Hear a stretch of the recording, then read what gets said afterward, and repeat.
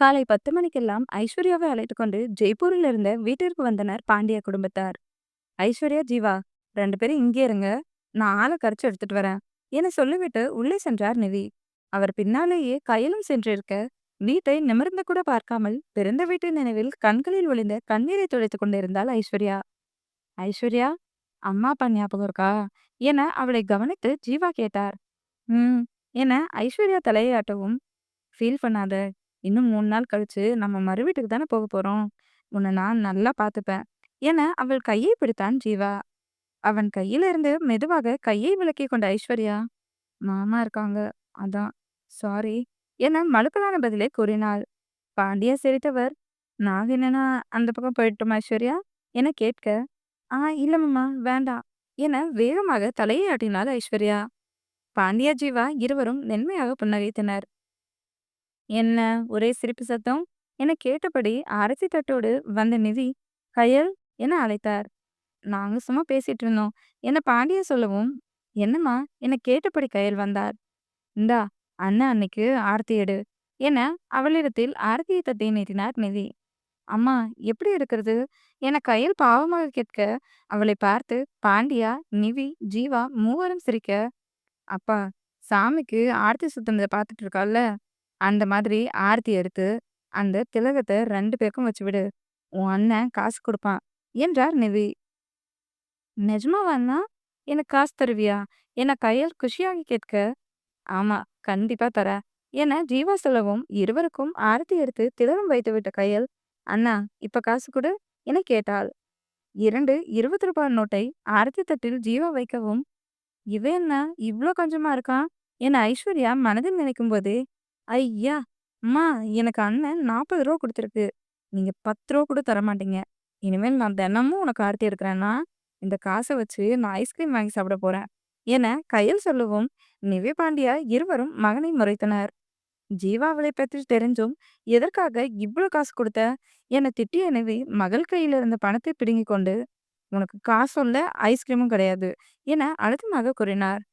அம்மா என கயல் அழுகைக்கு தயாராக, ஐஸ்வர்யா புரியாமல் பார்க்கவும், மகளை தூக்கி கொண்ட பாண்டியா, நிதி எதுக்கு இப்படி அவளை திட்டுற? பொறுமையா சொன்னா என் பொண்ணு கேட்டுப்பா. நீ 2 பேரையும் உள்ள கூட்டிட்டு வா என சொல்லிவிட்டு உள்ளே சென்றார். உன் அப்பா தாண்டா அவளுக்கு ஓவர் செல்லம் கொடுத்து கெடுக்கிறது என நிவி கோவமாக சொல்லவும், அம்மா அவ சின்ன பொண்ணுமா என்றான் ஜீவா. அவளுக்கு 18 வயசு ஆகுது ஜீவா. இன்னும் 3 வருஷத்துல இல்ல 4 வருஷத்துல ஒரு வீட்ல போய் வாழ போற பொண்ணுக்கு இவ்ளோ செல்லம் குடுக்குறது தப்பு. நம்ம அசால்ட்டா இருக்கிற நேரம் பார்த்து கடைக்கு போய் ஐஸ்கிரீம் வாங்கி சாப்பிட்டுருவா. ஜன்னி வந்தா அவதிப்படுறது யாரு? எது பண்றதா இருந்தாலும் ஒரு முறைக்கு 10 முறை யோசிச்சு பண்ணணும் என்றார் நிவி. சாரிம்மா என ஜீவா சொல்லவும், கோவத்தை குறைத்த நிவி, சரி சரி 2 பேரும் உள்ள வாங்க என்றார். ஐஸ்வர்யாவின் கையை பிடித்துக்கொண்டு ஜீவா உள்ளே வரவும், ஐஸ்வர்யா அதுதான் பூஜை ரூம். நீயும் ஜீவாவும் போய் விளக்கேத்தி சாமி கும்பிட்டு வாங்க என சொல்லிவிட்டு நிவி கிச்சனுக்குள் சென்று விட, ஐஸ்வர்யா, ஜீவா இருவரும் விளக்கேற்றி கடவுளை வணங்கிவிட்டு வந்து சோஃபாவில் அமரவும், மகளை கொஞ்சி கொஞ்சி சமாதானம் செய்து கொண்டிருந்தார் பாண்டியா. அதை பார்த்து ஐஸ்வர்யாவுக்கு கண்கள் கலங்க, பால் பழம் கொண்டு வந்த நிவி, ஜீவா இந்தா நீ குடிச்சிட்டு ஐஸ்வர்யாவுக்கும் கொடு என பால் கிளாஸை அவன் கையிலும், ஐஸ்வர்யா இந்த பழத்தை நீ கொஞ்சம் சாப்பிட்டு அவனுக்கு கொடு என வாழைப்பழத்தை அவள் கையிலும் கொடுத்தார். இருவரும் பாலும் பழமும் சாப்பிட்டு முடிக்க, ஐஸ்வர்யா கொஞ்ச நேரம் ரெஸ்ட் எடுக்கிறியா என நிவி கேட்க, ம் என வேகமாக தலையாட்டினாள் ஐஸ்வர்யா. அவளுக்கும் கொஞ்சம் தனிமை தேவைப்பட்டது. கயல், உன்னோட ரூமுக்கு அண்ணியை கூட்டி போய் விட்டுட்டு வா என்றார் நிவி. எனக்கு ஐஸ்கிரீம் வாங்க காசு கொடுப்பேன்னு சொல்லுமா, நான் அண்ணியை கூட்டிட்டு போறேன் என கையில் பேரம் பேச, ஜீவா, பாண்டியா இருவரும் சிரித்தனர். ஒழுங்கா அண்ணிய ரூம்ல விட்டுட்டு வர, இல்லனா மாசத்துக்கு ஒரு முறை வாங்கி தர ஐஸ்கிரீமை கட் பண்ணிடுவேன். எப்படி வசதி என கோவமாக கேட்டார் நிதி. அம்மா அப்படியெல்லாம் பண்ணிடாத, நான் அண்ணிய உடனே கூட்டிட்டு போறேன். அண்ணி வாங்க நம்ம போலாம் என ஐஸ்வர்யா கையை பிடித்து இழுத்து கொண்டு சென்றாள் கயல்விழி. போகும் அவளை பார்த்து ஜீவா, பாண்டியா இருவரும் சிரிக்க, ஜீவா நீயும் போய் எங்க ரூம்ல கொஞ்ச நேரம் ரெஸ்ட் எடு என்றார் நிவி. சரிம்மா என ஜீவா மறுவார்த்தை பேசாமல் பாண்டியாவின் அறைக்கு சென்று விட, என்னங்க ரூமை டெக்கரேட் பண்றவங்களுக்கு கால் பண்ணி வர சொல்லுங்க. அப்படியே ஐஸ்வர்யா சூட்கேஸ் எடுத்து ஜீவா ரூம்ல வச்சிடுங்க. நான் மதியத்துக்கு சமைக்கிறேன் என்றார் நிவி. ம் சரி நிவி என பாண்டியா போனை எடுத்து ஈவென்ட் மேனேஜருக்கு கால் செய்து பேசியபடியே ஐஸ்வர்யாவின் சூட்கேஸை இழுத்து கொண்டு வந்து ஜீவாவின் அறையில் ஒரு ஓரமாக வைத்தார். அடுத்த அரை மணி நேரத்தில் ஜீவா அறையை அலங்கரிக்க ஆட்கள் பூவுடன் வந்துவிட அவர்களுக்கு காஃபி கொடுத்துவிட்டு நிவி சமையல் வேலையை தொடங்கினார். வந்தவர்கள் காஃபி குடித்துவிட்டு அடுத்த ஒரு மணி நேரத்தில் ஜீவாவின் அறையை அலங்கரித்து வாசனை திரவியங்கள் எல்லாம் செலுத்தினர். டெக்கரேஷனை பார்த்து திருப்தி அடைந்த பாண்டியா அவர்களுக்கு பணத்தை கொடுத்தார். அவர்கள் பணத்தை வாங்கி கொண்டு நன்றி கூறி சென்றுவிட ஜீவாவின் அறையை வெளிப்பக்கமாக தாளிட்டு பாண்டியா ஹாலுக்கு வரவும், என்னங்க, வாங்க சாப்பிடலாம் என அழைத்தார் நிவி. நிவி, கொஞ்ச நேரம் உட்காரு. வந்ததுல இருந்து ஏதோ ஒண்ணு பண்ணிக்கிட்டே இருக்க. பொறுமையா சாப்பிடலாம். ஃப்ளைட்ல சாப்பிட்டு தானே வந்தோம். வா, வந்து உட்காரு என தன் பக்கத்தில் இருந்த இடத்தை கண்ணால் காட்டியபடி கூறினார் பாண்டியா. நிவியும் புன்னகையுடன் வந்து அமர அவரை தன் தோளில் சாய்த்து கொண்ட பாண்டியா, ஜீவாவுக்கு கல்யாணத்தை பண்ணிட்டோம். இன்னும் கையில இருக்கா. நல்ல பையனா பார்த்து அவளையும் ஒப்படைச்சிட்டா போதும்னு இருக்கு நிவி. எனக்கு இப்பெல்லாம் ரொம்ப பயமா இருக்கு. எங்கேருந்து எதிரிங்க வருவாங்கன்னே தெரிய மாட்டேங்குது. எனக்கு ஏதாவது ஒண்ணுனா கூட நான் கவலைப்பட மாட்டேன். உனக்கோ நம்ம பசங்களுக்கோ ஏதாவது ஆச்சுன்னா என்னால தாங்கிக்கவே முடியாது என்றார் கவலையாக. நீங்க தேவையில்லாம யோசிக்கிறீங்க பாண்டியா. இத்தனை வருஷத்துல வராத எதிரிங்க இப்ப மட்டும் வந்துடுவாங்களா என்ன? நம்ம குடும்பமா இப்ப இருக்கிற மாதிரியே எப்பவும் சந்தோஷமா இருப்போம். இன்னும் 3 வருஷம் போகட்டும். கையலுக்கும் கல்யாணத்தை முடிச்சிடலாம் என்றார் நிவி. அவ்வளோ சீக்கிரமாவா? இதுவே சீக்கிரமா உங்களுக்கு? இப்ப அவளுக்கு 18 நடக்குது. 21 தான் சரியான வயசு. இப்ப இருந்தே அவளுக்கு கொஞ்சம் கொஞ்சமா எல்லாத்தையும் சொல்லிக் கொடுத்து வளர்த்தா, இன்னும் 3 வருஷத்துல நல்ல பையனா பார்த்து கல்யாணம் பண்ணி வச்சிடலாம் என்றார் நிவி. வேணாம் நிவி, இவ்ளோ அவசரமா கல்யாணம் பண்றது உனக்கு எப்படியோ. ஆனா எனக்கு விருப்பம் இல்ல. கயல் டீச்சருக்கு படிக்கணும்னு ஆசைப்படுறா. அவ டீச்சர் ஆகி சொந்த கால்ல நின்னதுக்கு அப்புறம் தான் கல்யாண பேச்சையே ஆரம்பிக்கணும். அதுவும் இல்லாம என் பொண்ண சீக்கிரமா வேற ஒரு வீட்டுக்கு அனுப்பவே மனசு வரலடி என கவலையாக கூறினார் பாண்டியா. இப்ப ஏதோ பயமா இருக்குன்னு சொன்னீங்க. நீங்க சொன்னதை கேட்டு நான் கூட அடுத்த வருஷத்துலயே அவளுக்கு மாப்பிள்ளை பார்க்க ஆரம்பிச்சிடுவேன்னு நினைச்சேன் என்றார் நிவி கிண்டலாக. தோணுனதை சொன்னேன். ஆனா கையில அவ்வளோ சீக்கிரம் அனுப்ப மாட்டேன். 25 வயசுல கட்டி கொடுக்கலாம். என்ன அவசரம் என்றார் பாண்டியா. சரிதான் என நிதி சிரித்தார். அதன்பின் ஜீவா, ஐஸ்வர்யா, கயல் மூவரையும் அழைத்து உணவு பரிமாறியவர் தானும் அவர்களுடன் அமர்ந்து சாப்பிட்டு முடித்துவிட்டு, ஜீவா, நீ உன்னோட ரூமுக்கு போ. நான் ஐஸ்வர்யாவை கொஞ்ச நேரம் கழிச்சு அனுப்பி வைக்கிறேன் என்ன சொல்லவும் ஜீவா அங்கிருந்து சென்றான். சரியாக 2 மணி நேரம் கழித்து ஐஸ்வர்யாவின் கையில் பால் சம்பை கொடுத்த நிதி, ஐஸ்வர்யா, இன்னைக்கே எல்லாம் நடக்கணும்னு இல்லை. மணி 6 தான் ஆகுது. ரூம்லயே உங்களுக்கு சாப்பிட்றதுக்கு ஃப்ரூட்ஸ் வச்சிருக்கேன். 2 பேரும் மனசு விட்டு பேசுங்க. உனக்கு எப்படி இருக்கணும்னு ஆசையா இருக்கோ அதை ஜீவா கிட்ட சொல்லு என அவள் கன்னத்தை தொட்டு மென்மையாக்க கூறினார் நிவி. சரிங்க அத்தை என சின்னதாக சிரித்த ஐஸ்வர்யா அவர் கொடுத்த பால் சம்பை வாங்கி கொண்டு ஜீவா சென்ற அறைக்கு சென்றாள். என்னங்க, கயல், வாங்க நம்ம 3 பேரும் இன்னைக்கு பீச் போயிட்டு தாஜ்மஹால் பார்த்துட்டு அப்படியே ஐஸ்கிரீம் சாப்பிட்டு காலையில வரலாம் என்றார் நிதி. ஓகேம்மா, போலாம் என கயல் முதல் ஆளாக வந்து நிற்க அவளை பார்த்து கணவன் மனைவி இருவரும் சிரித்தபடி, போய் ட்ரெஸ் மாத்திட்டு வா போலாம் என்றார் பாண்டியா. 2 மினிட்ஸ் என கையில் அவள் அறைக்கு ஓடி சென்று படபடவென ஆடையை மாற்றிக்கொண்டு வரவும் மூவரும் வீட்டிலிருந்து கிளம்பினர். செல்லும் முன் மகனுக்கு மெசேஜ் செய்து விஷயத்தை சொல்லவும் தவறவில்லை. ஜீவாவின் அறைக்குள் வந்த ஐஸ்வர்யாவுக்கு உடல் நடுங்க ஆரம்பித்தது. ஏசியை ஹை ஸ்பீடில் வைத்திருக்க அதையும் தாண்டி மல்லிகை பூவின் வாசத்துடன் மல்லிகை திரவிய வாசம் அவள் நாசியை துளைக்க மனம் சலனப்பட்டு உடல் உதற ஆரம்பிக்க பால் சொம்பை கெட்டியாக பிடித்துக்கொண்டு கதவை தாளிட்டு அடிமேல் அடி வைத்து அவன் அருகில் வந்து 2 அடி தள்ளி நின்றவள் பால் சொம்பை அவனிடத்தில் நீட்டினாள். அதை வாங்கி டேபிளில் வைத்த ஜீவா அவள் கையை பிடித்து இழுக்க அவன் மேலேயே வந்து விழுந்த ஐஸ்வர்யா உடல் நடுங்க அவனை பார்த்தவளின் இதயம் பழப்படுத்தது. ரிலாக்ஸ் பேபி, என்னாச்சு? நான் இப்ப என்ன பண்ணேன்? எதுக்கு என்னை பார்த்து இப்படி பயந்துக்கிற என மென்மையாக கேட்டான் ஜீவா. அவனை பார்த்து எச்சில் விழுங்கிய ஐஸ்வர்யா, ப்ளீஸ் பிரகாஷ், என்னை விடுங்க. நான் பெட்ல உட்காந்துக்கிறேன் என நடுங்கிய குரலில் கூறினாள். தேவி, கமான், நமக்கு கல்யாணம் ஆயிடுச்சு. இனிமேல் என்ன இந்த வெக்கலாம்? நீ வெக்கப்படும்போது அழகா தான் இருக்க. ஆனாலும் இந்த மாதிரி என் மடியில உட்காருதெல்லாம் வெக்கப்படாத என அவள் இடுப்பை இறுகப்பற்றபடி கூறினான் ஜீவா. ஐஸ்வர்யாவுக்கு கண்ணெல்லாம் கலங்க ஆரம்பித்து உடல் நடுங்கியது. அவன் பேசும் விதத்திலேயே பயம் மேலோங்க. இல்ல, இன்னைக்கு எதுவும் நடக்கக்கூடாது. கொஞ்ச நாள் போனதும் புரிஞ்சுட்டு தான் வாழ்க்கை தொடங்கணும் என மனதில் நினைத்துக்கொண்டு அவனை பார்க்கும்போதே அவள் புடவையை உருவி இருந்தான் ஜீவா. பிரகாஷ் என ஐஸ்வர்யா பயத்தில் அலற அவளை கட்டிலில் தள்ளி அவள் மேல் படர்ந்த ஜீவா, நான் பிரகாஷ் தான் பேபி. யூ லுக் கார்ஜியஸ் என அவள் கழுத்தில் மென்மையாக முத்தம் வைத்தான். அவன் பின்னந்தலையை பிடித்து அவனை பிரித்த ஐஸ்வர்யா, பிரகாஷ் ப்ளீஸ் இன்னைக்கு என அவள் சொல்லும்போதே அவள் உதட்டில் கையை வைத்து தடுத்த ஜீவா, ப்ளீஸ் பேபி. உன்னை நிச்சயதார்த்தத்துல பார்த்ததுல இருந்து என்னால என் உணர்வை கண்ட்ரோலே பண்ண முடியல. இதுல காலையில இருந்து என்னை கொலையா கொல்ற. ப்ளீஸ் நீ இன்னைக்கு பேசவே கூடாது என சொல்லியபடி அவள் ஆடையை அனைத்தும் கலைந்தான். ஐஸ்வர்யாவின் உடல் நடுங்கியது. அவன் செய்கையை தடுக்க முடியாத தன் நிலையை எண்ணி நொந்து போனவளுக்கு ஜீவாவை நியூடாக பார்த்ததும் உடல் உதற ஆரம்பிக்க பட்டென கண்ணை மூடிக்கொண்டாள்.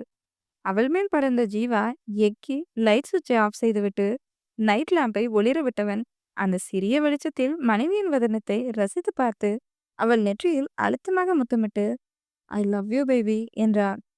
பிரகாஷ் என ஐஸ்வர்யா மெல்லமாக உதடு துடிக்க அழைக்க அவள் கையோடு தன் கையை கோர்த்து கொண்ட ஜீவா துடித்த அவள் அதரங்களை பட்டென சிறை செய்து மென்மையாக கொய்தான். ஐஸ்வர்யா அனலட்ட புழுவாய் துடித்தாள். மனதில் ஒருவனை நினைத்து கொண்டு வேறு ஒருவருடன் இணைக்கிறோமே என அவளை நினைத்து அவளுக்கே அசிங்கமாக இருக்க ஜீவாவிடம் எதிர்த்து போராட முடியாத தன் இயலாமையை நினைத்து துடித்து போனாள்.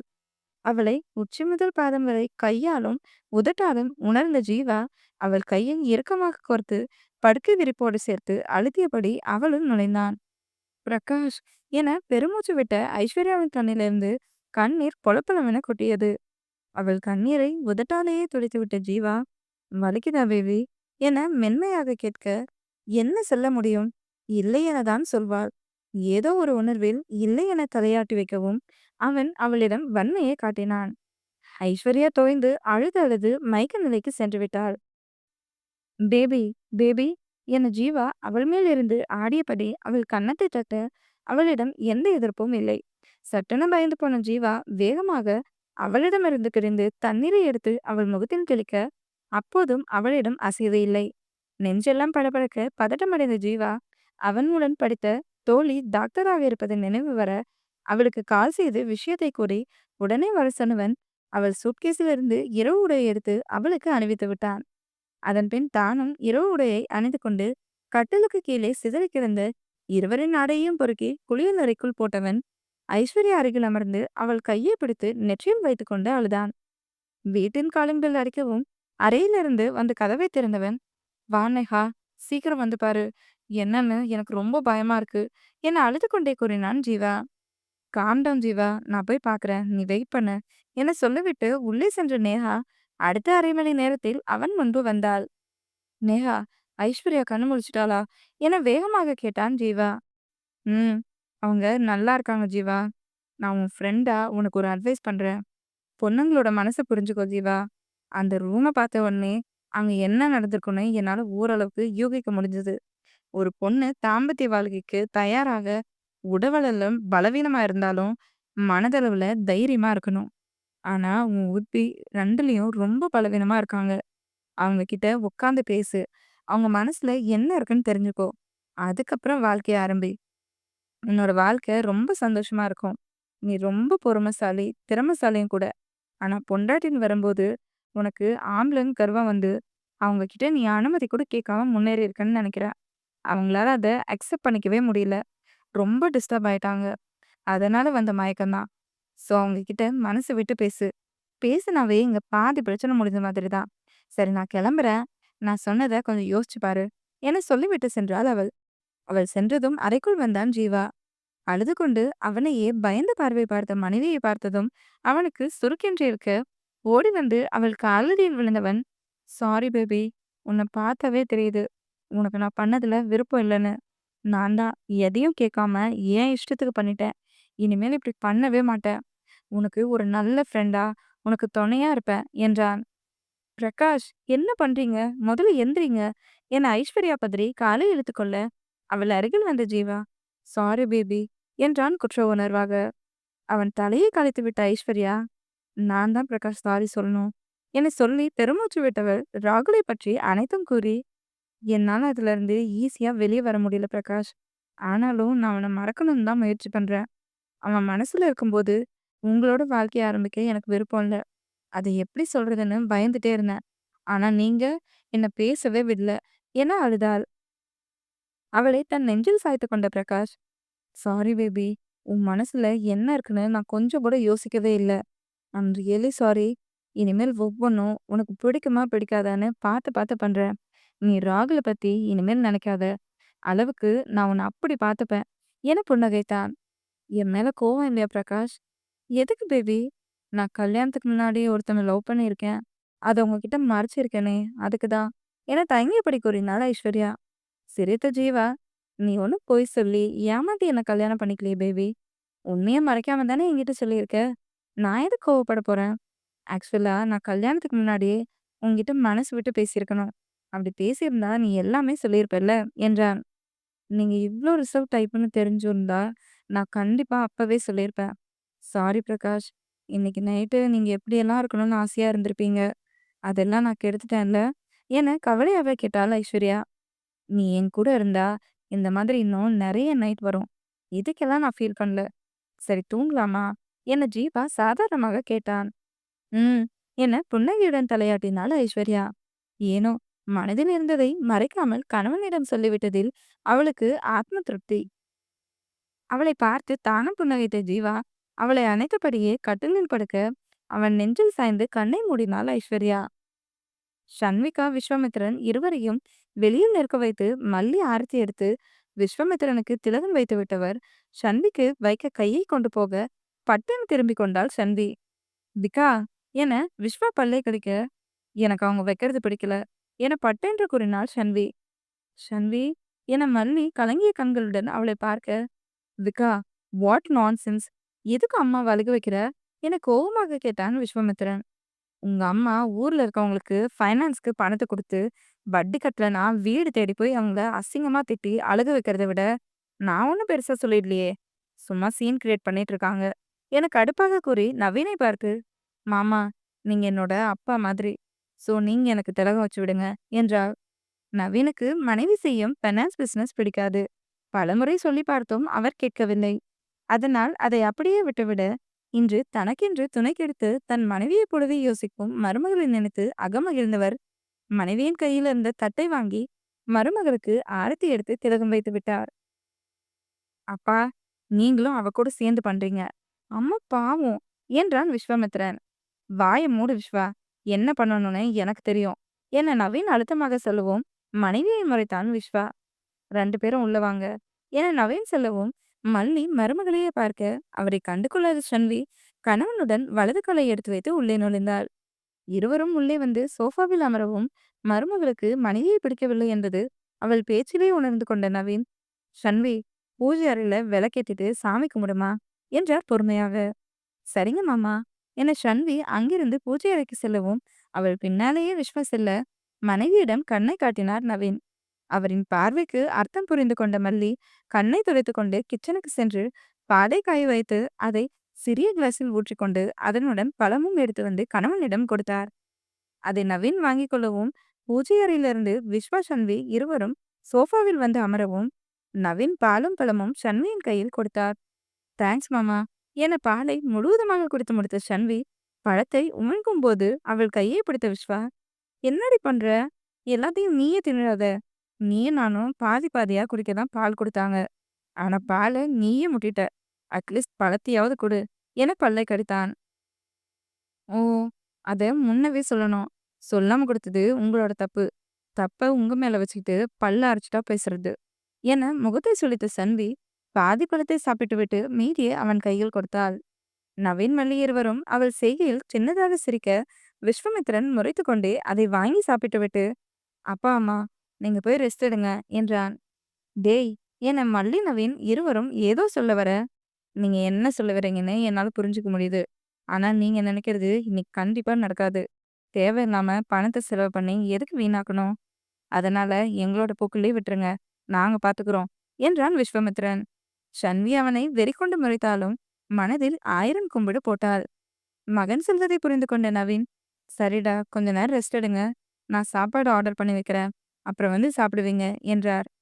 சரிப்பா என்று விஸ்வாமித்திரன் தலையை ஆட்டவும் மனைவியுடன் அங்கிருந்து நகர்ந்தார் நவீன். இருவரும் சென்றதும் சன்வியின் இரு கையால் தூக்கி கொண்டான் விஸ்வாமித்திரன். விட்ரா என காதை ஆத்தி துள்ளிய சன்வியை கோபமாக மறைத்து பார்த்த விஸ்வாமித்திரன், திகா நீ ரொம்ப ஓவரா பண்ற. எல்லாம் ஓரளவுக்கு தான். என்னடி வாடா போடான்லாம் சொல்ற? உன்னை விட 9 வருஷம் பெரியவன இப்படிதான் மரியாதை இல்லாம பேசுவியா? என கேட்டபடி அறைக்கு வந்து கதவை காலால் எட்டி உதைத்தான். அம்மா என அவன் நெஞ்சில் முகம் புதைத்து கொண்டு கட்டினாள் சன்வி. சின்ன சின்ன விஷயத்துக்கெல்லாம் பயந்துக்கிறது. பெரிய விஷயத்த அசால்ட்டா ஹேண்டில் பண்றது என சொல்லியபடி அவளை பெட்டில் படுக்க வைத்தான். ஒழுங்கா தூங்கு. எனக்கு வேலை இருக்கு. உன்கிட்ட வாய கொடுக்க என்னால முடியாது என சொல்லிவிட்டு அந்த அறையில் இருந்த அலுவலக அறைக்குள் புகுந்து கொண்டான் அவன். கொடா பணமரம் என திட்டிய சன்வி குப்புறப்படுத்து உறங்கிவிட்டாள். மண்டபத்திலிருந்து வீட்டிற்கு வந்ததும் வியான் சன் இருவரும் அனைவரிடம் சொல்லிவிட்டு சென்றுவிட மற்ற அனைவரும் சோஃபாவில் அமர்ந்திருந்தனர். தினேஷ், சாப்பாடு ஆர்டர் பண்ணிடு. எல்லாரும் ரொம்ப சோர்வா இருக்கும் என்றார் சரோ. அம்மா பரவாயில்ல, நான் சமைக்கிறேன். வெளியெல்லாம் வாங்க வேண்டாம் என்றார் நமி. ஆமா, அம்மா சூப்பரா செய்வாங்க. அம்மா ஜெகதாம்பா பாட்டி கடை டூப்ளிகேட் பரோட்டா உருளைக்கிழங்கு மசாலா பண்ணி கொடு என்றாள் தீக்ஷன்யா. ஏண்டி, நான் அவ்ளோ கஷ்டப்பட்டு உனக்கு பண்ணி கொடுக்கணுமா? அதுவும் நீ டூப்ளிகேட்னு சொல்லியும் நான் பண்ணி கொடுப்பேன்னு நினைக்கிறியா என் மகளை முறைத்து கொண்டே கேட்டார் நமி. அதை கேட்ட அனைவரும் சிரிக்க, அம்மா பண்ணி கொடுக்க மாட்டியா என் தீக்ஷன்யா பாவமாக கேட்க, தீக்கு பொண்ணு அழகி, தீ பாவமா, பட்டதா பண்ணுமம் என்றாள் நிஷா. இவ என்னடா சொல்றா என வள்ளி கேட்க, தீக்ஷன்யா அழகான பொண்ணா, அவளுக்கு பரோட்டா பண்ணி கொடுங்க அத்தை, பாவம்னு சொல்றா பாட்டி என்றாள் இனியா மகளை தூக்கி வைத்துக்கொண்டு. என்ன, 2 பேரும் சண்டை தானே போட்டுப்பீங்க, ஆனா காலையில இருந்து கொஞ்சிட்டே இருக்கீங்க என யாத்ரா கிண்டலாக கேட்க, தீக்கி பொண்ணு நிஷா குட்டி சாக்கி தந்து என சிரித்தாள் நிஷா. அதை கேட்டு சரவணன் ஆத்திரேயன் இருவரும் தீக்ஷன்யாவை பார்க்க, நிஷாவை பார்த்து அழகாய் புன்னகைத்த தீக்ஷன்யா, உனக்கு நான் தினமும் சாக்கி வாங்கி தரேன் என்றாள். நிஷா சிரிக்க, சின்ன குழந்தைக்கு சாக்லேட் கொடுத்தே கவுட்டுதா. அப்ப நானும் உனக்கு சாக்லேட் வாங்கி கொடுக்குறேன். நீ என்ன கட்டிக்கிறேன்னு சொல்லு டார்லிங் என அவளை இனியாவிடமிருந்து தூக்கி கொண்டு கேட்டான் யாத்ரா. யாத்ரா, சின்ன குழந்தைகிட்ட என்ன பேச்சு? நீ சும்மா விளையாட்டுக்கு பேசுறது அவ மனசுல ஆழமா பதிஞ்சு போயிடுச்சுன்னா கஷ்டம்தான் எல்லாருக்கும். காமெடி பண்றேன்னு நினைச்சு இந்த மாதிரிலாம் பேசிட்டு இருக்காத என்ன அதட்டினான் சக்தி. சாரி மாமா என்ன யாத்ரா பாவமாக கூறவும், சித்தா தூரம் மாமா குட் பையா, நோ திட்டு சித்தா என யாத்ராவின் கன்னத்தில் முத்தம் வைத்த நிஷா, தூரம் மாமா நோ கிரையிங், நீனும் நிஷா குட்டி ஹாப்பி பாத்து என அவன் கழுத்தை கட்டி கொண்டாள். பாத்திய சக்தி, அவனை சொன்ன உடனே எப்படி வரைஞ்சு கட்டிட்டு சண்டைக்கு வரான்னு என்ன நம்பி கிண்டலாக செலவும் தலையசைத்தான் சக்தி. சரி நீங்க பேசிட்டு இருங்க, நான் போய் சமைக்கிறேன் என்ன நம்பி கிச்சனுக்கு செல்ல, அவர் பின்னாலேயே மோகனா, கீதா, புவி, அகிலா, வர்ஷா செல்லவும், வந்தனா உன் அம்மா அப்பா கிட்ட சொல்லிட்டியா என சக்தி கேட்க, சொல்லிட்டேன் மாமா. அம்மா அப்பா சரின்னு சொல்லிட்டாங்க. ஆனா அப்பா கொஞ்சம் பயந்துக்கிறாரு என்றாள் வந்தனா.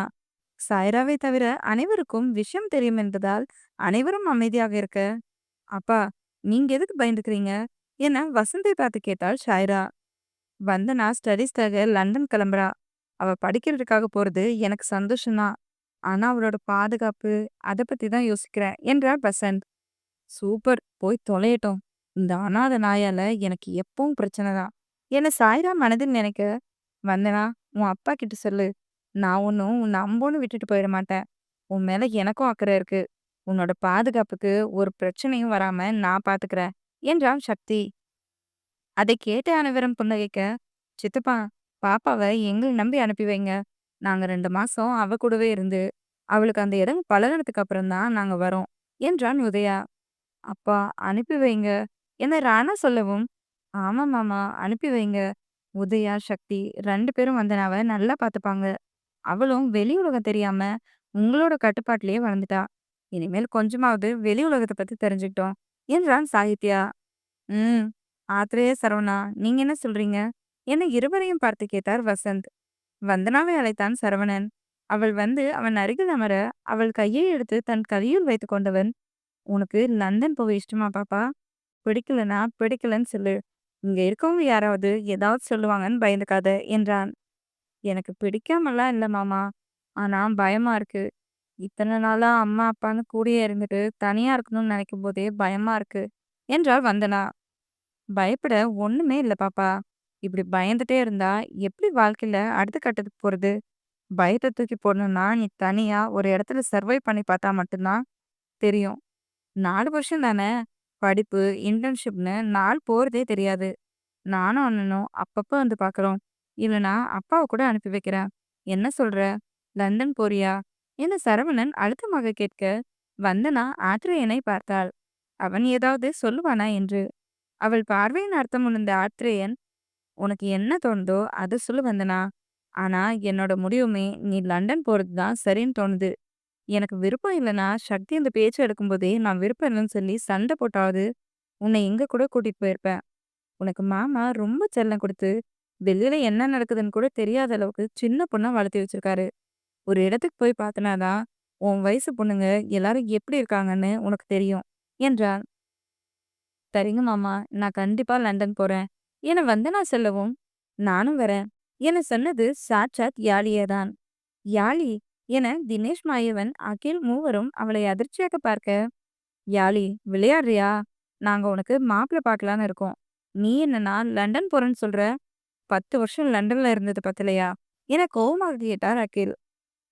"அப்பா, நீங்க மாப்பிள்ளை உடனே பார்த்துடுவீங்களா? தம்பி ஐஸ்வர்யா 2 பேருக்கும் ஏற்கனவே பேசி வச்சிருந்த சம்மந்தம். மாப்பிள்ளையும் எப்படின்னு உங்களுக்கு தெரியும். அதனால உடனே பேசி முடிச்சு கல்யாணமும் நடந்துருச்சு. ஆனா எனக்கு அப்படி இல்லையே. இன்னும் ஜாதகம் பார்க்கல, மாப்பிள்ளை யாருன்னு முடிவு பண்ணல. முடிவு பண்ணுனா அவர பத்தி விசாரிக்கவே 4 மாசம் டைம் எடுத்துப்பீங்க. அடுத்து உறுதி, நிச்சயதார்த்தம், ரிசப்ஷன், கல்யாணம்னு பெரிய ப்ராசஸ் இருக்கு. அதனால நான் லண்டன் போய் ஜாலியா என்ஜாய் பண்றேன். நீங்க எனக்கு மாப்பிள்ளைய முதல்ல தேடி கண்டுபிடிச்சு சொல்லுங்க. அடுத்த நாளே சென்னை வந்துடுறேன்" என்றாள். "அவ சொல்றதும் சரிதான மாப்ள. கொஞ்சம் யோசிச்சு முடிவு பண்ணுங்க. நம்ம வீட்ல இருக்கிற வரைக்கும் தான் இந்த சுதந்திரம்லாம். கல்யாணம் ஆகி போனா பொறுப்பு வந்துரும். அதுக்கப்புறம் ஜாலியா இருக்கிறது கஷ்டம் தான்" என்றார் கண்ணன். சரிங்க மாமா, நான் யோசிக்கிறேன்" என மாயவன் சொல்லவும், "நாளைக்கு நான் ஜோசியர வர சொல்றேன். யாழியோட ஜாதகத்த குடுக்கலாம். அவரு சொல்றத வச்சு அடுத்து என்னன்னு முடிவு பண்ணிக்கலாம்" என்றார் தினேஷ். "தினேஷ், நீ ஜோசியத்தை நம்புறியா?" என ஹரிஷ் நக்கலாக கேட்க, வசந்தும் அவரை நக்கலாக பார்த்தார். "பின்னே, சாஃப்ட்வேர் உலகத்தின் ஜாம்பவான் பாட்டி காலத்தில் இருப்பது போல பேசினால் இவ்வாறு தானே கூறுவார்கள்." இருவரையும் முறைத்து பார்த்த தினேஷ், "நான் நம்புறேனோ இல்லையோ, அம்மா நம்புறாங்க. அவங்களுக்கு யாழி வாழ்க்கை மேல அக்கறை இருக்கு. சட்டுன்னு நாம முடிவெடுத்தா ஒத்துக்க மாட்டாங்க. ஜோசியர் சொன்னா அத வச்சு அவங்கள என்னால கன்வின்ஸ் பண்ண முடியும். அதுக்காக தான் சொன்னேன்" என்றார். "அவன் என்ன கன்வின்ஸ் பண்றதுக்காக சொல்றதா இருந்தாலும், எனக்கு ஜாதகம் பார்த்து, அதுல என்ன ஏதுன்னு சொல்லி அத தெரிஞ்சுக்கிட்டா கொஞ்சம் மன திருப்தி தான். நீ நாளைக்கு வர சொல்லு தினேஷ்" என்றார் சரோ. "ம்" என்று தினேஷ் தலையாட்டி இப்போது வசந்த், ஹரிஷ் இருவரையும் நக்கலாக பார்த்தார். அவர்கள் முறைக்க, "ஆனாலும் யாழி, நீ நல்ல உஷார் தான். உன்னை விட சின்ன பொண்ணு ஷன்வி ஐஸ்வர்யா. அவங்களுக்கே கல்யாணம் ஆயிருச்சு. நீ லைஃபை என்ஜாய் பண்றேன்னு சொல்ற" என்றான் ஆத்ரேயன். "நானா இவங்கள எனக்கு கல்யாணம் பண்ண வேண்டாம்னு சொன்னேன்? விஸ்வா மாமாவுக்கு வயசாகுது. என்னால ஷன்வி வாழ்க்கை பாதிக்கப்படக்கூடாதுன்னு அப்பா தான் ஷன்வியோட கல்யாணத்த முன்னாடி வைக்க சொன்னாரு. எல்லாரும் சொன்னவர விட்டுருங்க. என்கிட்ட பேசுங்க" என்று முகத்தை வெட்டினாள் யாழி. "இருந்தாலும் நீ உஷார் தான்" என்றான் சரவணன். "டேய், அக்கான்னு சொல்லு" என யாழி மிரட்ட, "நான் எதுக்கு அக்கான்னு சொல்லுவேன்? நெவர். என்னை விட 6 மாசம் தான் நீ பெரிய பொண்ணு. என்னால அக்கான்னு சொல்லவே முடியாது. நீ வேணும்னா என்ன அண்ணான்னு சொல்லு" என்றான் சரவணன். "சரவணா, வேண்டாம். அக்கா சொல்லிரு" என யாழி மிரட்ட, "முடியாது போடி" என கண்ணாடி கிளாஸில் இருந்த தண்ணீரை எடுத்து அவள் முகத்தில் ஊற்றிவிட்டு ஓடினான் சரவணன். "டேய்" என ஹரிஷ் கத்த, "சரவணா" என பல்லை கடித்த யாழி, "உன்னை சும்மாவே விடமாட்டேன்டா" என அவனை துரத்தி கொண்டே பின்னால் ஓடினாள். "அம்மா, நிஷா குட்டியும் ரன்னிங் பிளே" என அவளும் அவர்கள் பின்னாடியே ஓட, சக்தியை தவிர அனைவரும் விழுந்து விழுந்து சிரித்தனர். மகனின் முகம் சிரிப்பில்லாமல் இறுகி போயிருப்பதை பார்த்து தினேஷுக்கு கஷ்டமாக இருந்தது. என்ன நடந்தாலும் சிரிக்க மாட்டேங்கிறான். ஒரு சில விஷயத்துல தான் என்ன மாதிரி இருக்கான். இவனை என்னாலேயே அவ்வளவு சீக்கிரம் புரிஞ்சுக்க முடியலையே என மனதிற்குள்ளே நினைத்து கொண்டார். அடுத்து சரவணன் யாழை கல்யாணத்தை வச்சுக்கலாமா என வள்ளி கேட்க, "ஏன் அத்தை நீங்க வேற? முதல்ல யாழைக்கு பண்ணலாம். என் பையனை நம்பி ஒரு பொண்ணு வாழ்க்கையை நான் வீடு நிற்க மாட்டேன். சரவணனுக்கு விளையாட்டு புத்தி அதிகம். இப்பதானே 25 வயசு ஆகுது. இன்னும் 6 வருஷம் போகட்டும் என்றார் ஹரிஷ். என்னடா எதுக்கு அவ்வளோ வருஷம்? 30ல பண்றது நல்லா இல்ல. 29லயே முடிக்கிற மாரி பாத்துக்கலாம் என்றார் மேகலை. இல்லம்மா, அவனுக்கு விருப்பம் இருக்கணும்ல. அவனே என்கிட்ட ஒரு முறை சொன்னான். 32 வயசுல தான் நான் கல்யாணம் பண்ணிப்பேன்னு. சரவணன் கல்யாண விஷயத்த நானா எடுக்கிற வரைக்கும் யாரும் எதுவும் கேட்காதீங்க. அவனுக்கு பொறுப்பு வரணும். குடும்பத்த பாத்துக்கிற அளவுக்கு கொஞ்சமாவது திறமை இருக்கணும். சட்டுன்னு கோவப்படுறான். கை நீட்டி அடிக்கிறான். இன்னும் கொஞ்சம் வருஷம் போனா பொறுப்பு வரும். அப்ப பேசிக்கலாம் என்றவர் மனைவியிடம், என்ன கீதா, நான் சொல்றது சரிதானே என கேட்டார். ரேவதியை மனதில் நினைத்துக் கொண்ட கீதா, நீங்க சொல்றதும் சரிதாங்க. ஆனா என் பையனுக்கு பொண்ணு நான் தான் பாப்பேன் என்று உறுதியாக கூறினார். கிச்சனில் இருந்து அனைவருக்கும் காஃபி கொண்டு வந்து கொடுத்தபடி. ம் என ஹரிஷ் புன்னகைக்க, சரி, எனக்கு எப்ப பண்ணுவீங்க என ராணா ஆர்வமாக கேட்க, உனக்கு என்னடா வயசு என மாயவன் நக்கலாக கேட்டார். ஜஸ்ட் 23 மாமா என பல்லை காட்டினான் ராணா. அதைக் கேட்டு அனைவரும் சிரிப்பை அடக்கிக் கொண்டு அவனை பார்க்க, அவன் தலையில் சென்னமாக கொட்டிய வசந்த், சரவணனாவது கொஞ்சம் வருஷம் போனா பொறுப்பா இருப்பான். ஆனா நீ 60 வயசானாலும் பொறுப்பா இருக்க மாட்ட என சொல்லவும் சக்திக்கு கோபம் வர, கையில் இருந்த காஃபி கப்பை இறுக்கி பிடித்தபடி வசந்தை பார்த்தவன், மிஸ்டர் வசந்த், உங்களை விட அவனுக்கு பொறுப்பு ரொம்ப அதிகமா இருக்கு. இன்னொரு முறை என் முன்னாடி அவனை மட்டம் தட்டுற மாதிரி பேசுனீங்க, அவ்வளவுதான். உங்களுக்கு தெரியுமா அவனுக்கு பொறுப்பு இல்லைன்னு? ம். பொறுப்பில்லாம தான் தனியாளா ஒரு கம்பெனிய பாத்துக்கிறானா? பேசணும்னு நெனச்சு ஏதாவது பேசாதீங்க. நீங்க சாதாரணமா சிரிச்சுட்டு சொன்னாலும், பாதிக்கப்படுறது அவன்தான் என அழுத்தமாக கூறினான்.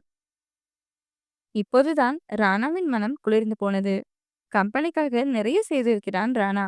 ஆனால் ஒருமுறை கூட சக்தி அவனை பாராட்டியது கிடையாது. தப்பு செய்துவிட்டால் மட்டும் அத்தனை கோவப்படுவான். இன்று தனக்காக தன் அப்பாவையே அவன் எதிர்த்து பேசியது நண்பனின் மேல் மிகப்பெரிய மரியாதையை வரவைத்தது. சாரி சக்தி என வசந்த் வருத்தமாக சொல்ல, நான் சம்மந்தப்பட்டவன் கிடையாது. யார்கிட்ட என்ன பேசணும்னு உங்களுக்கே தெரியல. இதுல நீங்க போலீஸ் வேற. கூட இருக்கிறவங்க சரியா இருந்தா தானே நீங்களும் கொஞ்சமாவது மூளை இருக்கிறவங்க மாதிரி பேசுவீங்க என தினேஷை முறைத்து பார்த்தபடி கூறிவிட்டு அங்கிருந்து நகர்ந்தான். அவன் சொன்னதை கேட்டு சந்தோஷிற்கு சிரிப்பு வர, சிரிப்பை அடக்கவே பெரும்பாடுபட்டார் அவர்.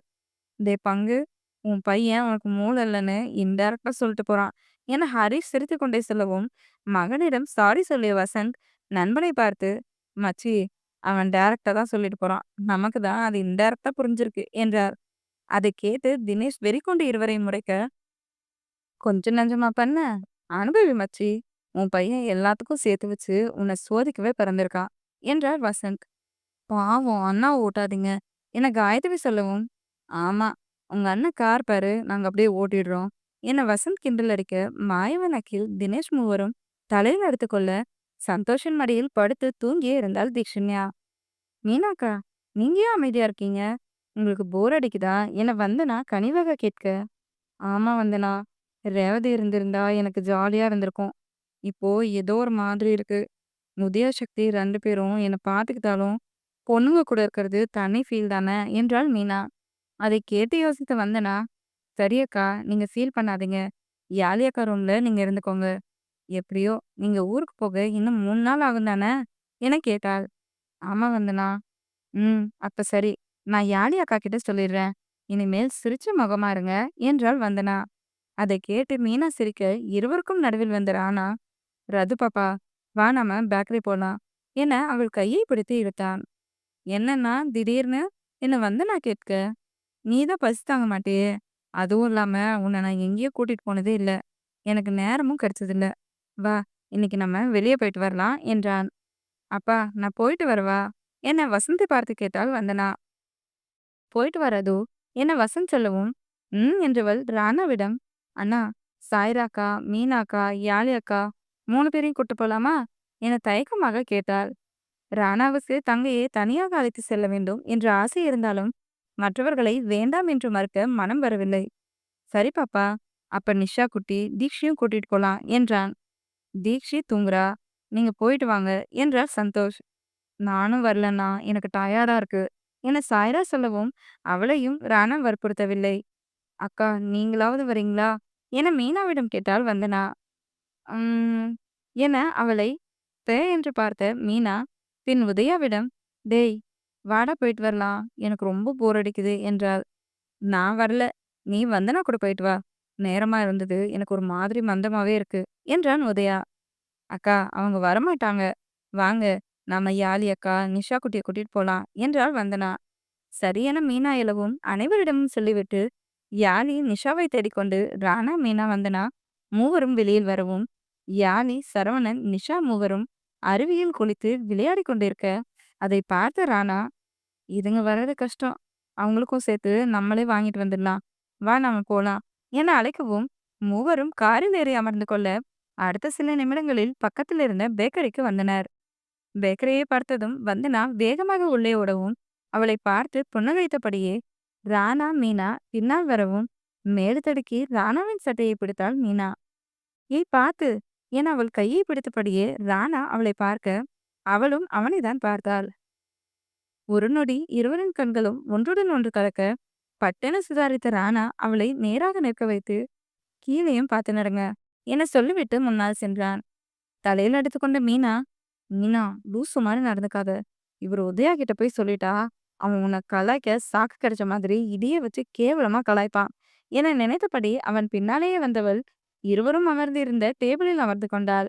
அக்கா, இந்தாங்க இதை சாப்பிட்டு பாருங்க, சூப்பரா இருக்கும் என காளான் பப்ஸை அவளிடம் நீட்டினாள் வந்தனா. அதுக்குள்ள ஆர்டர் பண்ணி வாங்கிட்டியா என ஆச்சரியமாக கேட்டபடி அவளிடம் பப்ஸை வாங்கி கொண்டாள் மீனா. அதெல்லாம் வாங்கிட்டேன் என வந்தனா சிரிக்கவும் வந்தனாவின் முகத்தில் தெரிந்த ஜொலிப்பையும் சந்தோஷையும் பார்த்த ராணாவுக்கு கஷ்டமாக இருந்தது. என்னோட பாப்பாவை ரொம்ப எங்க வச்சிருக்கேன். இனிமேல் மாசத்துல 2 முறையாவது அவளோட டைம் ஸ்பெண்ட் பண்ணோம். அவள் லண்டன் போனாலும் வேலையை ஒதுக்கி வச்சுட்டு போய் பார்த்துட்டாச்சும் வரணும் என மனதில் நினைத்து கொண்டவனுக்கு அவள் முகத்தில் தெரிந்த பூரிப்பே பசியடங்கியது போல இருக்கவும், இந்த ரது, இதையும் நீயே சாப்பிடு, எனக்கு போதும் என பிரெட் ஜெல்லியை அவளிடம் கொடுத்தான். கொடுனா என வாங்கி சாப்பிட்டாள் வந்தனா. ராணா தங்கை சாப்பிடுவதையே ரசித்து பார்த்து கொண்டிருக்க அவனை விசித்திரமாக பார்த்த மீனா அவன் அருகில் சேரை இழுத்து போட்டு அமர்ந்தவள், எதுக்கு இப்படி அவளையே பாக்குறீங்க? பாக்குறவங்க தப்பா நினைக்க போறாங்க என பல்லை கடித்தபடி கூறினாள். அதில் கடுப்பாக அவளை பார்த்த ராணா, யார் என்ன நினைச்சா எனக்கு என்ன? நீ அதை பத்தி எதுக்கு வரி பண்ணிக்கிற? என் தங்கச்சிக்காக தான் நான் அவனை கூட்டிட்டே வந்தேன். உன்னோட லிமிட் என்னவோ அதோட இருந்தா நல்லா இருக்கும் என பல்லை கடித்தபடி கூறினான் ராணா. சாரி மெதுவாக கூறிய மீனா, நான் எதுக்கு இப்படி நடந்துக்கிறேன்? தேவையே இல்லாம இவர்கிட்ட வாயை கொடுத்து புண்ணாக்க கூடாது என மனதில் நினைத்தவளுக்கு ஏனோ அதற்கு மேல் சாப்பிடவே தோன்றவில்லை. அவளை கவனித்து வந்தனா, அக்கா சாப்பிடுங்க, ஏன் அப்படியே வச்சிருக்கீங்க என கேட்டாள். எனக்கு போதும் வந்தனா என மீனா சொல்லவும், அக்கா நான் கொடுத்ததே ஒன்னே ஒண்ணுதான், அதுலயும் போதும்னு சொல்றீங்க. சாப்பிடுங்க, ஏன் வேண்டான்னு சொல்றீங்க? வேற ஏதாவது ஆர்டர் பண்ணவா என வந்தனா கேட்க, இல்ல வந்தனா எனக்கு ஒரு மாதிரி இருக்கு, போதும் நீ சாப்பிடு என புன்னகையுடன் கூறினாள் மீனா. அதற்கு மேல் அவளிடம் வாதாடாமல் வந்தனா சாப்பிட ராணாவுக்கு தன்னால் தான் சாப்பிடவில்லையோ என தோன்றவும் மீனாவிடம், உங்கள ஹர்ட் பண்ணியிருந்தா சாரிங்க. ஏதோ சட்டுன்னு கோவத்துல மரியாதை இல்லாம திட்டிட்டேன். அத மனசுல வச்சுக்காதீங்க. சாப்பிடுங்க என்றான் பொறுமையாக. இதுதான் அவனின் குணம். காரணமில்லாமல் யாரையும் காயப்படுத்த மாட்டான். தன்னால் அவர்கள் காயப்பட்டால் உடனே மன்னிப்பும் கேட்டுவிடுவான். அவனை ஆச்சரியமாக மீனா பார்த்தாலும் சரியென தலையாட்டியபடி பப்ஸை சாப்பிட ஆரம்பித்தாள். அவள் சாப்பிடுவதை பார்த்து வந்தனா, ராணா இருவரும் புன்னகைக்க, பாருடா, நம்மலாம் ஒன்ன கட் பண்ணவே படாத பாடு படுறோம். இவன் 2 தள்ளிட்டு வந்திருக்கான். அதுவும் 2 லட்டு மாதிரி நல்லா கும்முன்னு இருக்காளுங்க என அங்கு வந்த 3 இளைஞர்களில் ஒருவன் சொல்லவும் மீனா அருவருத்து போய் அவர்களை பார்க்க வந்தனா பயந்தபடி ராணாவை பார்த்தாள். அவளுக்கு தான் தெரியுமே அவன் எப்படி ரியாக்ட் செய்வான் என்று. அண்ணா வேண்டாம் என வந்தனா அவன் கையை பிடிக்கவும், மச்சி, இவளுங்க ஒருத்தி கூட ஒரு நைட் இருந்தாலும் என அந்தரங்கமாக பேசவும் மீனா உடல் கூசி போக அவர்கள் உட்கார்ந்து இருந்த சேரை எட்டி உதைத்து அவன் கன்னத்திலேயே ஓங்கி அறிந்து அவன் சட்டையை பிடித்த ராணா, நீ எல்லாம் உங்க அம்மாவுக்கு தான் பிறந்தியா என காட்டமாக கேட்டான். மீனாவுக்கு அந்த நிலையிலும் என்ன, எல்லாரும் அக்கா தங்கச்சின்னு கூட பிறந்தியான்னு தான் கேட்பாங்க, இவரு வித்தியாசமா கேக்குறாரு என்ன நினைக்க வந்தனாவின் உடல் பயத்தில் அப்பட்டமாக நடுங்கியது. என்னடா சொன்ன என அவன் ராணாவை அடிக்க கையை ஓங்க அவன் கையை பட்டென பிடித்து முறுக்கினான் ராணா. ஆ என அவன் அலற அவன் கூட இருந்த இருவரும் ராணாவை அடிக்க ஒருவன் வர மற்றொருவன் மீனாவின் அருகில் வந்து ஷாலை பிடித்து இழுத்து, ஏய், நீ அவனை விடல, இவளோட ட்ரெஸ்ஸையும் உருடுவ என அவன் சொல்லவும் மீனாவுக்கு கண்ணெல்லாம் கலங்க ஆரம்பித்தது. மாதவின் நிலையில் உடலெல்லாம் உதிர ஆரம்பித்தது. அதற்குள் பேக்கரி ஆட்கள் வந்துவிட யாரையும் கண்டு கொள்ளாமல் 3 பேரையும் தனியாளாக புரட்டி போட்டு அடித்தான் ராணா. அக்கா என வந்தனா மீனாவின் கையை பிடிக்க மீனா பேய் அறிந்தது போல நின்றாள். பேக்கரி ஓனர் விஷயம் கேள்விப்பட்டு வந்து ராணாவிடம் விசாரிக்க அவளிடம் கார்டை கொடுத்த ராணா, நாளைக்கு 10 மணிக்கு என்னை இந்த அட்ரஸ்ல வந்து பாருங்க. உடஞ்ச பொருள் எல்லாத்துக்கும் பணத்தை செட்டில் பண்ணிடுறேன் என சொல்லி மூவரையும் முடித்துவிட்டு இருவரையிலும் வந்தவன், வாங்க போலாம் என சொல்லியபடி வந்தனா கையில் மீனாவின் ஷாலை கொடுத்தான். அதை மீனா கழுத்தில் போட்டுவிட்டு வந்தனா, அண்ணா இவங்க ரொம்ப பயந்துருக்காங்க. நான் கூப்பிட்டு பார்த்தேன் பேசவே இல்லை என சொல்லவும், ஹலோ என அவள் முகத்தின் முன்பு ராணா கையை அசைக்கவும் மயங்கி சரிந்தாள் மீனா. அக்கா என வந்தனா பதற மீனாவை கையில் தாங்கிய ராணா, ரது கார்ல போய் உட்காரு, நான் தூக்கிட்டு வரேன் என அவளை அனுப்பி வைத்துவிட்டு மீனாவை தூக்கி கொண்டவன் மீண்டும் மூவர்களையும் உதைத்து மிரட்டிவிட்டு காருக்கு வந்து பின்னால் சீட்டில் படுக்க வைக்க வந்தனா அவள் முகத்தில் தண்ணீர் தெளித்தாள். அதில் கண்ணை கஷ்டப்பட்டு திறந்த மீனா ராணாவை பார்த்து பயந்து போய் எழுந்து அமர, ரிலாக்ஸ் ஒன்னும் இல்ல என தண்ணீர் பாட்டிலை நீட்டினான் ராணா. இல்ல அது அவ மாதவி அக்கா என மீனா பயத்தில் நடுங்கினாள். அக்கா என்னாச்சு என வந்தனா அழுது கொண்டே அவள் கையை பிடிக்க பெரிய பெரிய மூச்சை இழுத்துவிட்ட மீனா கண்களில் கண்ணீருடன் தண்ணியை கொடுத்தவள் பின் கண்ணை துடைத்து கொண்டு நிதர்சனத்திற்கு வந்து, சாரி ஏதோ பழைய நினப்புல, சாரி வந்தனா, சாரிங்க, உங்களை ரொம்ப கஷ்டப்படுத்திட்டேன் என்றவள் கழுத்தில் இருந்த சாலை எடுத்து காரின் ஜன்னல் வழியாக தூக்கி எறிந்தாள். அக்கா என்ன பண்றீங்க என வந்தனா பதட்டமாக கேட்டாள். ராணாவுக்கு ஒழுக்கம் முக்கியம். உடனிருப்பவர்கள் நாகரிகமாக உடை அணிய வேண்டும் என்று நினைப்பான். மீனாவின் மனநிலையை ராணாவால் ஓரளவுக்கு புரிந்து கொள்ள முடிந்தது. சக்தி ஏற்கனவே மாதவியின் நிலை பற்றி சொல்லியிருந்தாள். இன்று மீனா இவ்வளவு தூரம் பயந்ததும் ஷாலை தூக்கி போட்டதும் அவள் கண்ணில் பயம் கோபம் இரண்டையும் பார்த்தவனுக்கு மீனாவின் நிலை புரிந்தது. அவன் எதுவும் பேசாமல் காரை ஸ்டார்ட் செய்து பக்கத்தில் இருந்த பேக்கரியில் நிறுத்தி இருவரையும் காரிலே இருக்க சொல்லிவிட்டு பேக்கரி வந்தவன் அனைவருக்கும் தேவையானதை வாங்கி கொண்டு கொஞ்சம் நடந்து சிறிய துணிக்கடைக்கு வந்து ஷாலை வாங்கி கொண்டு வந்து மீண்டும் காருக்கு வந்தான். வந்தனாவிடம் ஷாலையும் கொடுத்தான். அதை வாங்கி மீனாவிடம் கொடுத்தாள் வந்தனா. ஷாலை வாங்கி அணிந்து கொண்ட மீனா, பணம் எவ்வளோன்னு சொல்லுங்க கொடுத்துடுறேன் என்றாள். 250 ருபீஸ் என்ற ராணா காரை ஓட்டியபடி நக்கலாக கூறினான். இந்த இத்து போன ஷால் 250 ரூபாயா என மீனா கோவமாக கேட்க, இல்லைங்க, நீங்க தான் கணக்கு பார்த்து எல்லாம் கரெக்டா செட்டில் பண்றீங்க, அதான் நீங்க சாப்பிட்ட பப்ஸ்க்கும் சேர்த்து கணக்கு போட்டு சொன்னேன் என்று நக்கலாக கூறியவன் முன்னால் கண்ணாடியில் தெரிந்த அவள் உருவத்தை அழுத்தமாக பார்த்து, எந்த துணியையும் அசிங்கமா பேசாதீங்க. காசு இருக்கிறவங்க ஹை குவாலிட்டியில வாங்குவாங்க. காசு இல்லாதவங்க இந்த மாதிரி சீப்பான ட்ரெஸ் தான் வாங்குவாங்க. எப்படி வாங்கினாலும் உடம்ப மறைக்க தானே துணி. நான் இதை வாங்கிட்டு வர்றேனா மேல ஷால் கூட மெல்லான்னு தான் வந்திருப்பீங்க என எரிச்சல் கலந்த கோவத்துடன் கூறினான். சாரி என்று ஒற்றை வரியில் முடித்து கொண்டாள் மீனா. வந்தனா புன்னகைத்து கொண்டாள். தன் அண்ணன் ஒருவரிடம் கோபத்தை அடக்கி பொறுமையாக பேசுவதை பார்த்து ராணாவுக்கு கோபம்தான். ஆனால் அதை காட்ட அவனுக்கு உரிமை இல்லை என நினைத்துதான் முடிந்த மட்டும் கோபத்தை கட்டுப்படுத்தினான். ஒரு ஆடை வடிவமைப்பாளனாக இருப்பவனுக்கு மீனாவின் பதில் எரிச்சல் வந்தது. அவன் சொல்வது உண்மைதானே, உடலை மறைக்க மட்டுமே ஆடை. இன்று பணம் இருப்பவர்கள்தான் பணத்தை கொட்டி உடையை தேர்ந்தெடுக்கிறார்கள்.